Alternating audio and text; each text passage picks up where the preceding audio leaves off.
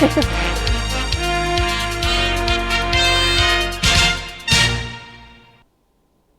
evening and welcome to Newswatch Ole Miss.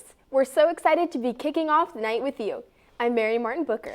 And I'm Gabe Evans. We're keeping you in on all things live and local here in Oxford. But before we dive into tonight's news, I'm excited to say that it's been a little bit chilly outside today. It has, and I couldn't be happier to wear a sweatshirt to class. It's finally feeling like fall. Well, let's hope this weather sticks around for a bit, but for now, let's take a look outside with weather anchor Erica Durkee. Right, so it is finally starting to cool down as we get later into October. It was frigid this morning, but we did get a lovely, sunny 70-degree day. More updates on how the weather's going to unfold this week later on in the show. Back to you guys. Thank you, Erica. Now, new this evening, a former Ole Miss employee is suing UM Chancellor Glenn Boyce after she was fired following comments she made on social media regarding the death of Charlie Kirk. That's right. Last month, Lawrence Stokes, who served as the executive assistant to the vice chancellor of the university development, reposted a statement on her private Instagram account reacting to Kirk's death. The post that was later removed criticized Kirk's past rhetoric and statements that he made about race and sexuality. Stokes issued an apology stating that she did not support any violence and regretted offending anyone. In the federal suit, it is indicated that the university cannot fire employees for expressing their personal opinions on public matters. She also explains the threats she and her husband received following a statement made by Chancellor Boyce. Stokes is seeking compensatory and unitive damages, attorney fees, and a declaration that Boyce violated her constitutional rights. Boyce now has 30 days to file a response. And it is day 22 of the government shutdown. Tonight, the Senate will be voting on the House-passed funding bill in hopes of reopening the government. This is the 12th time the Senate has voted on a bill that could end the shutdown. We will update you on the status of the shutdown as more details emerge.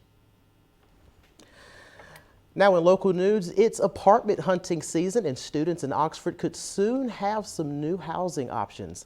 The Oxford Planning Commission approved a plethora of site plans last week that will move to recommendation to the Board of Aldermen. Included in those plans are several large housing complexes that will be located on Oxford Way, College Hills, and other areas. If approved, this could total in over 500 new residential units for the city. According to the Oxford Eagle, the largest of those projects is the station that will include over 200 units totaling in over 800 bedrooms. This is the largest of the proposed projects that will be zoned for suburban multifamily use.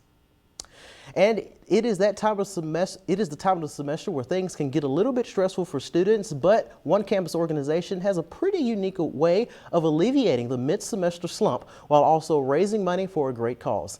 Let's take a look at this fun event with Newswatch reporter Kate Tripp.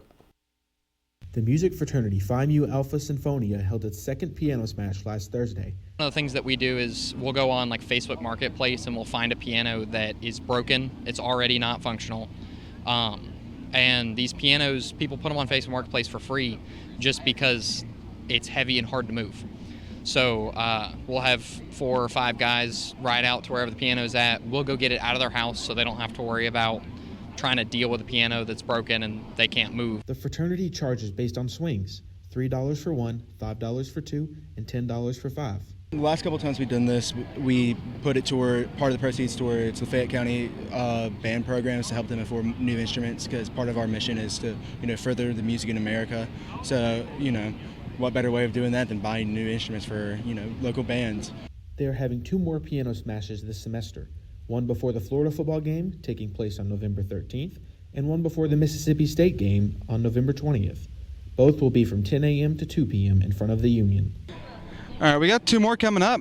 After this one, we're going to do Florida, and then we're going to do State. So if you're still mad at Dart for last year, which you ought to be, come on down and take a crack. And then if you hate State as much as you need to, there's a good way to take that out. Reporting for Newswatch Ole Miss, I'm Kate Tripp.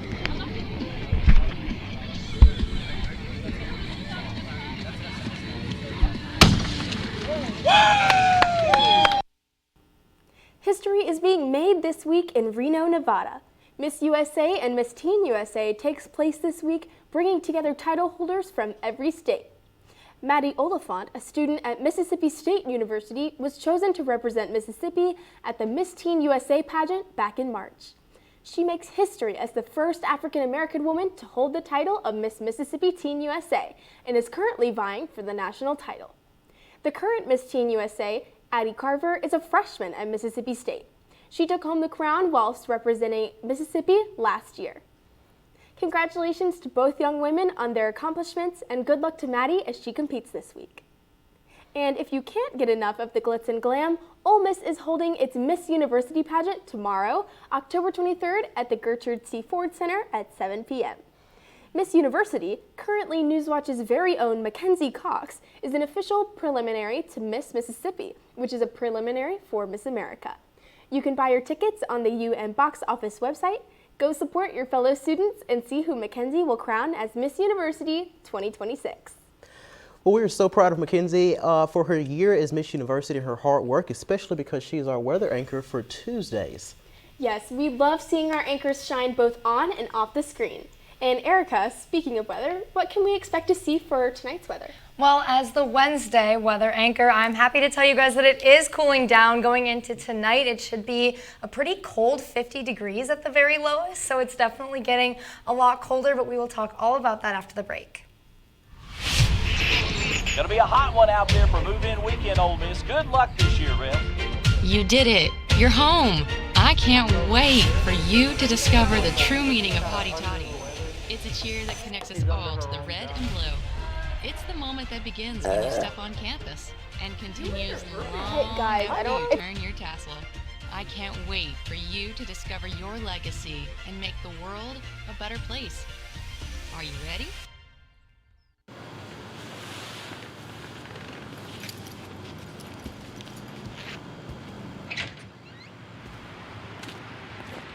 I love my boyfriend. We've been together since like 8th grade. He's my best friend. He takes care of me.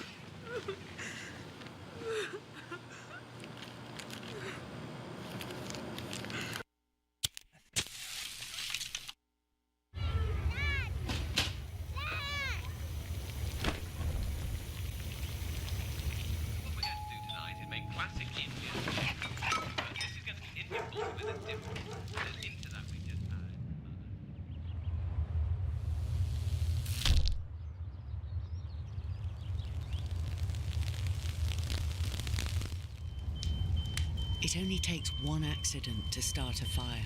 Test your smoke alarms now. Oh, man. I can't believe I'm missing this. Okay, Grandma. I see you. Don't get stuck at home with the flu. A flu shot is the best way to prevent the flu and its potentially serious complications. It keeps you, your community, and loved ones protected. Don't get flu FOMO. Learn more at getmyflushot.org.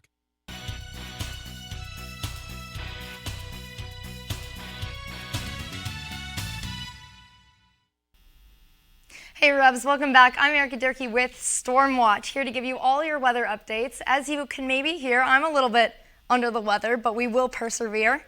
Shout out to my co-anchor Gabe for that hilarious dad joke. So finally, again to mention Gabe, he has been anticipating this weather drop and we are finally here. I'm happy to say we are looking at about 73 degrees today. If anything, maybe at a high of 75. So, and with this really low humidity that we're looking at here, it has been a lot cooler. I know a lot of us are wearing our jackets and our sweatshirts this morning when we left the house. It was very windy today, so that's kind of part of that autumn feeling, but it has been a little bit chillier and a little bit windier. Looking at our region, South Haven just keeps liking to be that standout warm weather area with a high of 76 degrees, but then it dips down very low to 47 degrees into the evening, and we can see that pattern throughout the region of kind of, you know, the mid to high 70s, even a little bit low 70s, and then in the very, very dead of night is where we're getting all the way down to those 40s, which again is really starting to feel like autumn.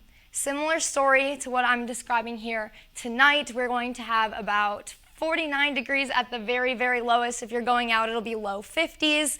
It'll be clear. The wind is slowing down, but the humidity is going up as it does in the evening. And tomorrow is, I would say, pretty much a mirror image of today. Whatever you wore today, if it worked for you, I'd say keep it up. We're looking at that 76 degrees, probably at the very highest. It'll be in the 70s. A little bit lighter wind, so your hair won't be all over the place, but the humidity is higher, so maybe slightly warmer, but definitely starting to feel like the fall that you would expect to be feeling, you know, this late into October.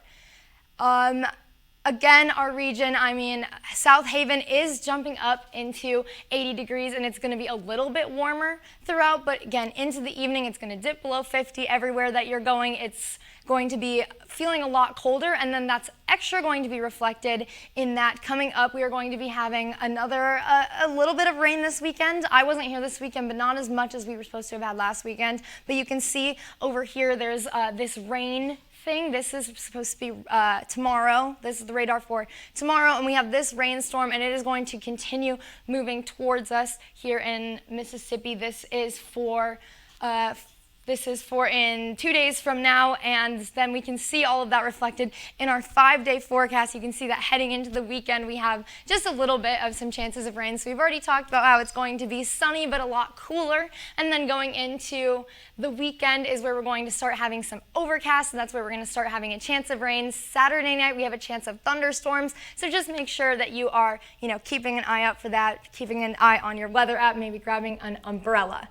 Luckily, though, we will not be here this weekend, right, in the world of sports, so we don't really have to worry too much about that. We will be heading to Oklahoma, guys. Speaking of Oklahoma, the Oklahoma City Thunder had an incredible game against the Houston Rockets last night. I cannot wait to talk more about this and what's going on in the world of Ole Miss sports when we get back from this short break.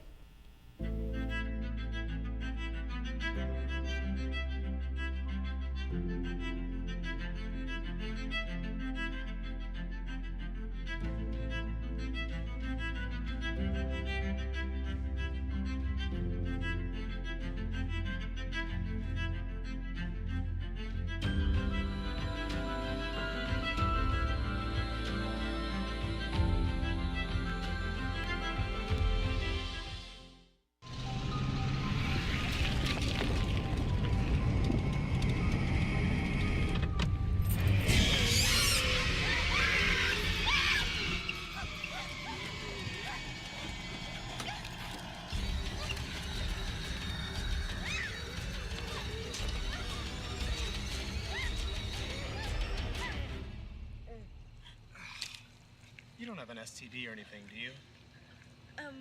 No. No? I don't think so. Okay, so you've never been tested? No. Really? Okay. I mean, it's not that hard. I know. Anyway, it's something to consider. Okay. It's a dangerous world out there. Getting tested for sexually transmitted diseases doesn't have to be scary.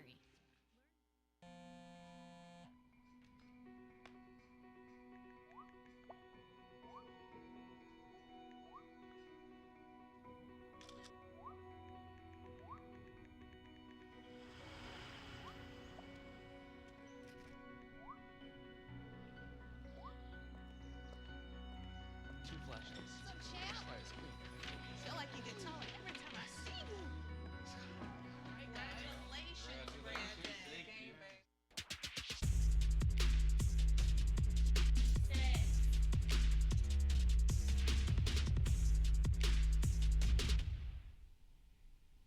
Welcome back to Newswatch, everyone. I'm Haley Hood with Sports Watch. Oklahoma City Thunder fans had a night to remember last night with a ring ceremony, a championship banner unveiling, and a thrilling double overtime win over Kevin Durant and the Houston Rockets. Shai Gilgeous-Alexander, the reigning MVP, came through in the final seconds with 2 clutch free throws to seal the 125-124 victory. Despite his slow first start to the first half, he finished with 35 points. And Kevin Durant, who faced a hostile crowd last night thanks to his 2016 move to join the Golden State Warriors, scored 23 points but was booed throughout the entire game. His foul on Shea late in the second overtime led to those game-winning free throws. Defense was key for OKC, forcing 22 Rocket turnovers and getting easy, fast-break points. Kaysen Wallace was a standout with 4 steals and constantly making life difficult for the Rockets on the perimeter. The Thunder look to keep this momentum tomorrow night when they rematch the Indiana Pacers, a rematch of last season's NBA Finals. In taking things local, the point guard position is in good hands for Ole Miss women's basketball and is a perfect mix of former and future stars. Senior transfer Denham DeShields joins the Rebels from Mississippi State with 1,024 career points and 410 assists already under her belt. If her name sounds familiar, it should, as she is part of a legendary athletic family, including her sister, Diamond, a WNBA champion, and both her dad and brother, who were top 15 MLB draft picks. On the flip side, freshman Lauren Jacobs is just getting started, but she's coming in hot. The South Carolina Gatorade Player of the Year averaged 31.5 points per game as a junior and racked up 2,164 career points in high school. You can catch both of them in action this Sunday, October 26th at 2 o'clock p.m. when the Rebels host South Arkansas for their exhibition game. This morning, SEC named William Bill Smith, a former Ole Miss football player, to the 2025 SEC Football Legends class. Smith was one of the most dominant punters in college football history, earning All-American honors in 1985 and 1986, and on top of all of that, making All-SEC team 3 years in a row. He set NCAA and SEC records, including a 92-yard punt that still stands to this day. After college, he was drafted by the Green Bay Packers and later inducted into the Ole Miss Sports Hall of Fame. The 2025 Legends class includes 16 of the SEC's most iconic players, from Heisman winners to Super Bowl champions. Smith will be honored in Atlanta this December alongside the rest and the best of the nominees of the Weekend of Champion events, including the SEC Football Champion game at Mercedes-Benz Stadium. It's a well-deserved spot for a true Rebel legend. D1 sports aren't the only sports at Ole Miss. Nina Howdeshell took a glimpse into the Ole Miss sports clubs, beginning with the women's lacrosse team. Ole Miss is home to over 20 club sports teams. I'm visiting the women's lacrosse team. Ole Miss belongs to the Southeastern Women's Lacrosse League and competes against other club teams across the Southeast. Many schools recognizable as they belong to the SEC. The women's club lacrosse team previously returned from a road game against Vanderbilt. Let's hear a little bit about the club from the players themselves. What made you want to join the club lacrosse team? I wanted to join the club lacrosse team because it's like a family being on this team, and everyone here is so sweet, and I just wanted to get more of a routine in my schedule. What has been your favorite memory on the women's club lacrosse team? My favorite memory is when we went undefeated last season. More students should get involved with club sports on campus because it's a perfect outlet and it creates a community. Thank you. I'm Nina Howdeshell with Newswatch Ole Miss from the South Campus Rec Center. Taking things to the course after a heavy rain delay yesterday pushing back the start of round 2, the number 10 ranked Ole Miss women's golf team posted 284 strokes at 4 under par, starting today in 4th place. Matilda Bjorkman kicked things off on hole 4, where she made 3 birdies on her first 5 chances.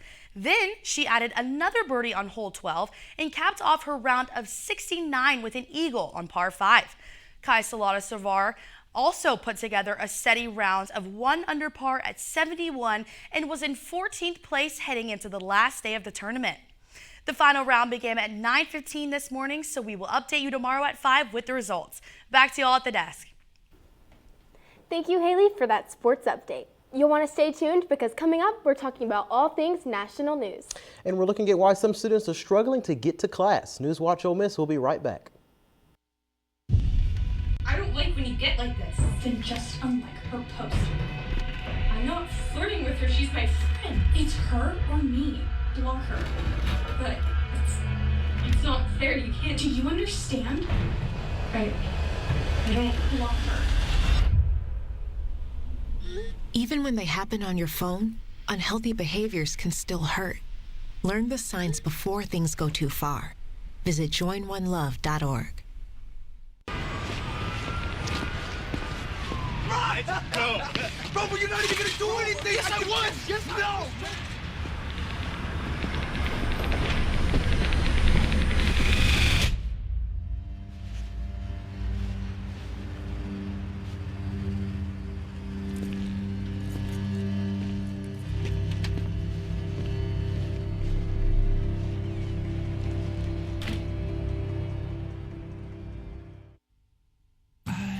can't take my eyes off you.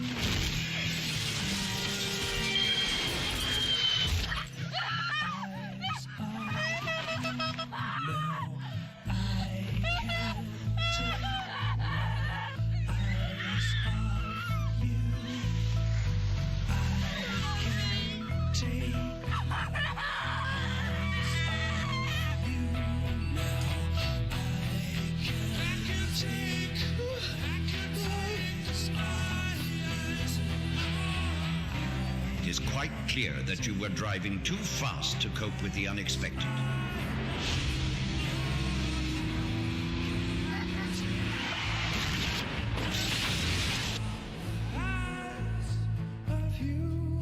The faster the speed, the bigger the mess. From the Road Safety Authority, supported by Hibernian.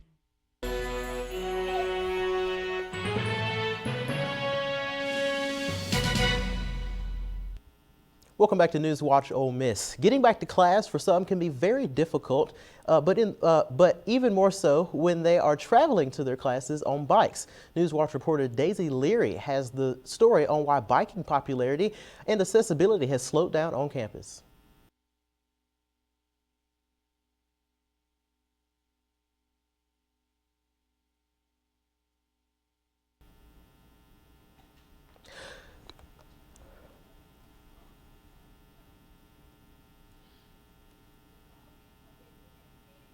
According to the New York Times, Amazon plans to replace more than 500,000 jobs with robots. This would lead not only to hiring 600,000 people, but they would otherwise need to fulfill the increase of orders expected to be received by 2033. Amazon is the second largest employer in the nation. At the time, Amazon is denying that these claims are true. In their statement, Amazon says the documents the New York Times reported on did not show the full picture of the company's complete hiring strategy. We're sorry for that little technical difficulty, but moving on, President Trump announced that he, quote, could be seeking $230 million from the Department of Justice for compensation over their previous investigations into his actions. According to a report by New York Times, Trump is focusing on the 2 federal charges brought against him after his first term, both of which were dropped following his re-election. Trump acknowledged the nature of the situation, in which he would essentially be paying himself, but he states that he would either give the money to charity or use it for the ongoing White House renovations. Taxpayer funds would cover the cost of the settlement. And demolition of the White House East Wing continues today. The demolition of the East Wing follows Trump's announcement of turning the wing into a 90,000 square foot presidential ballroom. The Department of Treasury, which sits next to the East Wing, has instructed its workers not to take any pictures of the construction. The Trump administration posted on the White House website outlining construction that previous administrations have conducted on the White House to combat public scrutiny of the demolition. And new today, the American Civil Liberties Union is urging ICE to release pregnant, postpartum, or nursing detainees. The organization described the women being held in facilities in Georgia and Louisiana as experiencing delayed prenatal care and medical neglect after miscarriage. Arresting or detaining pregnant, postpartum, or nursing individuals does go against a 2021 ICE policy that states these individuals should not be taken into custody except for if there are exceptional circumstances. However, according to the Department of Homeland Security, these individuals are receiving care that does align with community standards. Now moving things to Arizona, a Phoenix widow is suing to block the sale of the gun that was used to kill her husband. Her late husband, Officer Nick Erfley, was fatally shot on duty nearly 2 decades ago. The gun used in the killing was about to be auctioned off to comply with state law until Julie Erfley found out and decided to take action through a lawsuit. Erfley believes that the weapon should be destroyed in order to prevent future crimes. Phoenix Mayor Kate Gallego states that the gun in question will not be sold. This wraps up our national news update. Back to you at the desk, Gabe. Thank you, Mary Martin. Well, Halloween is a little over a week away, and I know I'm getting my costume ready. Stay tuned after the break to find out some fun Halloween facts with entertainment reporter Caitlin Salas. Newswatch Ole Miss will be right back. Everybody clunks.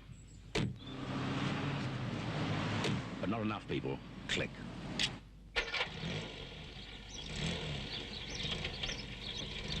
And no matter how good they are at handling their cars, or how well they know the road, everybody's equally likely to get involved in an accident.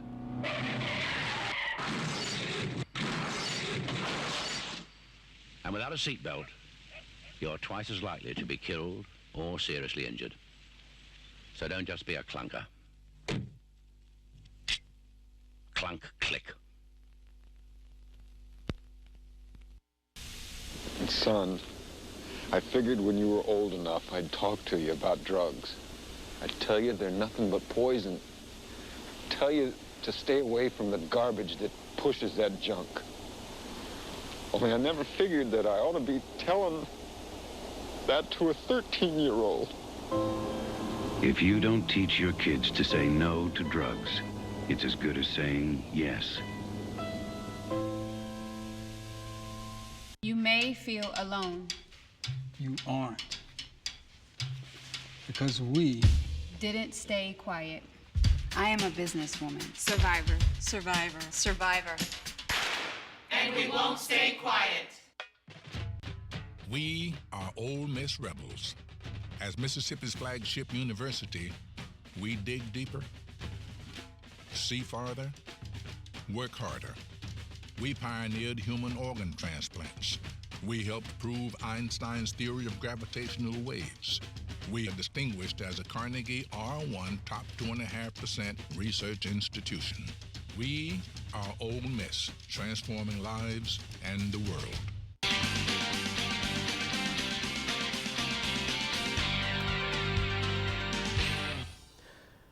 Welcome back to Newswatch Ole Miss. Halloween is almost here, which means it's time for a spooky edition of Kate's Corner. Let's hand it over to entertainment anchor Caitlin Salas for some good, scary pop culture fun facts. Halloween is just around the corner, so grab your candy. It's time for some spooky fun facts. First off, if you know America's Got Talent, you know Heidi Klum. But did you know that every year she goes all out with a costume that makes her unrecognizable?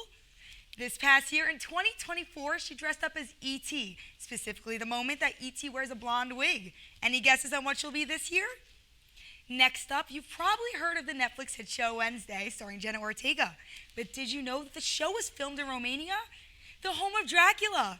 It serves as the perfect background for the show's eerie vibe. And last up, Hocus Pocus, the movie, is an iconic comedy film. But did you know it actually wasn't intended to be a comedy? Originally, it was supposed to be a scary movie, and although everyone associates this movie with Halloween, it actually was not released in October. It was released in the summer, specifically July 16th, 1993, and this was to avoid competition with another classic Disney movie, The Nightmare Before Christmas. Did you know any of these festive facts? Make sure to tune in next time and pop in for the pop culture. Back to you guys at the desk.